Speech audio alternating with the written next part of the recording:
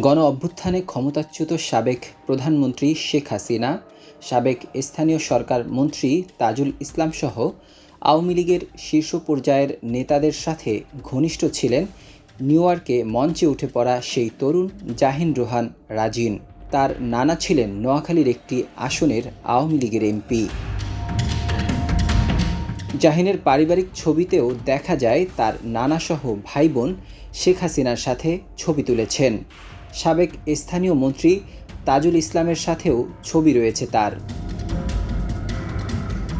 সম্প্রতি নিউ ইয়র্কে প্রধান উপদেষ্টা ক্লিন্টন গ্লোবাল ইনিশিয়েটিভের একটি অনুষ্ঠানে ছাত্র আন্দোলনে নেতৃত্ব দেয়া দুই সমন্বয়ককে বিশ্ববাসীর কাছে পরিচয় করিয়ে দেওয়ার সময় জাহিনও সমন্বয়ক দাবি করে মঞ্চে উঠে পড়েন। হতভম্ব হয়ে যান প্রধান উপদেষ্টা ডক্টর ইউনূস নিজে এবং বিশেষ সহকারী ও অন্যতম সমন্বয়ক মাহফুজ আলম। এ প্রসঙ্গে মাহফুজ আলম তার ভেরিফাইড ফেসবুক পেজে লেখেন, এই ব্যক্তি আমাদের কেউ নন, তিনি অনুপ্রবেশকারী।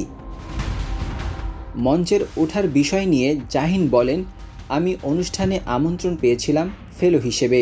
ডক্টর ইউনূস ছাত্র আন্দোলনের নেতৃবৃন্দকে যখন ডাকলেন তখন আমি দর্শক সারিতে ছিলাম। আমার পাশে থাকা দুই বিদেশি ভদ্রলোক বললেন, তুমি বাংলাদেশি তরুণ, তুমিও যাও। তাই আমি কিছু না ভেবেই স্টেজে উঠে গিয়েছি।